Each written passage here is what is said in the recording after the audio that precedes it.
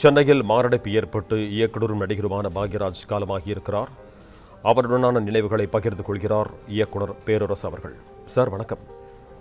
பாக்யராஜ் அவர்களுடன் இருக்கும் உங்களுடைய நினைவுகளை பகிர்ந்து கொள்ளுங்க சார்.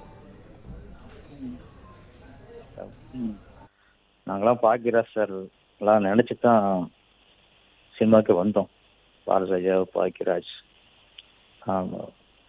அவங்கள மாதிரி ஜெயிக்கணும். அவங்களாம் இங்கே வர்றதுக்கு அவங்களாம் உந்துதல், அவங்களாம் ஒரு வழிகாட்டி.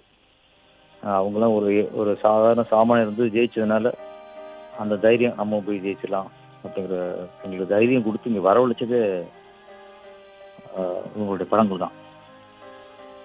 நான்லாம் வந்து ஃபஸ்ட்டு அசண்டாக சேரணும், அவர்கிட்ட தான் சேரணும்னு தான் நிறைய அலைஞ்சிருக்கேன். பாக்யராஜில் சேரணும்ட்டு நிறைய ஒரு வருஷமாலாம் முயற்சி பண்ணி அது கிடைக்கனால வேறு மாதிரி நான் போயிட்டேன். பாக்யராஜ் அப்படிங்கிறது சினிமாவில் ஒரு பேராக சொல்லிட முடியாது. அது வந்து ஒரு சகாப்தம்.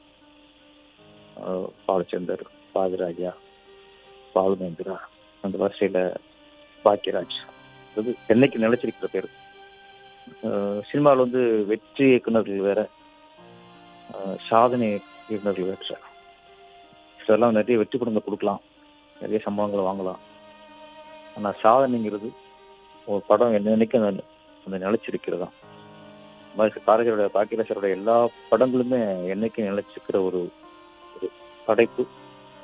அதே மீறி ஒரு இயக்குனர் ஹீரோ நடிச்சு இவ்வளவு பெரிய ஹிட்டு, அப்போ உள்ள பெரிய மாஸ், பெரிய உச்சத்தில் உள்ள ஹீரோ அப்படி இணையா இருந்தாருன்னா அது ஒரு பாக்யராஜர் தான். முந்தானம் முடிச்ச வசூல்லாம் இன்ன வரைக்கும் எதுவும் முறியடிக்கல. அப்போதைக்கு முந்தானம் முடிச்சுங்கிறது அப்போ உச்சத்தில் இருந்த ரஜினிகாந்த் சாராக இருக்கட்டும், கமல் சாராக இருக்கட்டும், அவங்க படத்தில் விட அதை விட வசூல் வந்துச்சு. அது அன்னைக்குள்ள பெரிய சாதனை. அது ஒரு டைரக்டர் ஹீரோ உச்சத்தில் இருக்கிற சூப்பர் ஸ்டாரை விட ஒரு படம் வசூல் கொடுத்தீங்கன்னா அது முந்தானம் முடிச்சு.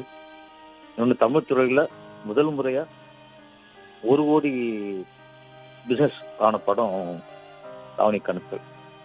அப்போ உள்ள உச்ச நட்சத்திரம் கூட அந்த பிஸ்னஸ் இல்லை. முதல் முறையாக 1 கோடி பிஸ்னஸ் தொட்டது பாக்யராஜ் படம் தான். அவங்க நிறைய ஒரு சாதனைகள் இருக்கு. இந்த மாதிரி ஹிந்தியில் இங்கே நிறைய இயக்குநர்கள் ஹிட்டு கொடுத்துருக்காங்க. அங்கே பெரிய hit Amitabh Bachchan super star. இப்போ அப்புறம் வச்சு ஆர்டி ரஸ்தான்னு படம்,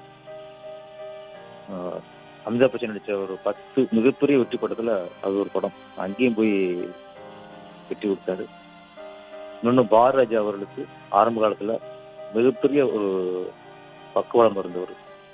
வெறும் உதவி இயக்குனர் அப்படி இல்லாமல் அவருடைய வெற்றிக்கு ரொம்ப ஒரு ஒரு பங்கு இருக்கு. அதை பாரதிராஜா நிறைய சொல்லியிருக்காரு, நிறைய பேட்டியில் சொல்லியிருக்காரு.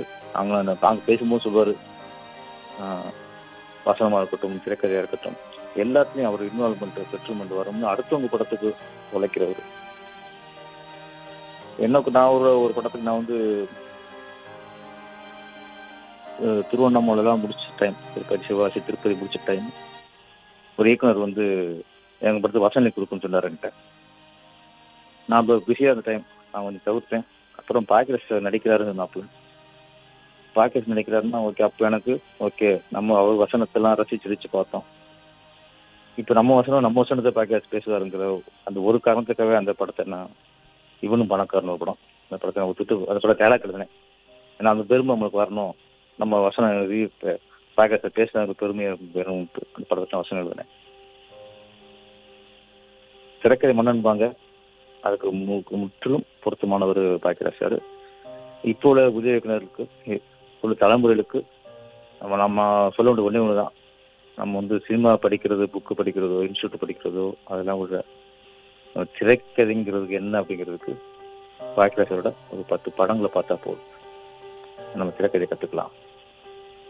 ஒரு ஸ்கிரிப்டை எப்படி வேணும் ஸ்கிரிப்டாக இருக்கணும், அதை எவ்வளோ சுவாரஸ்யமாக சொல்லலாங்கிறத அவரை கற்றுக்கணும். அவருடைய இழப்பு பெரிய இழப்பு. நாங்களாம் நெருங்கி பழகுனவங்க, எல்சா சங்கத்தில் அவரும் தலைவர், நாங்களாம் கூட இருந்து ஒர்க் பண்ணவங்க. அவங்க படத்தை ஒர்க் பண்ணவங்கள கூட சங்கத்தில் அவர் கூட இருந்ததெல்லாம் எங்களுக்கு பெருமையான விஷயமா இருக்குது.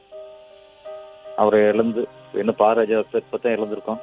அந்த அதிர்ச்சி மறைவுக்குள்ளேயே அடுத்து அதிர்ச்சி வர்றது ரொம்ப தாங்கிக்க முடியல.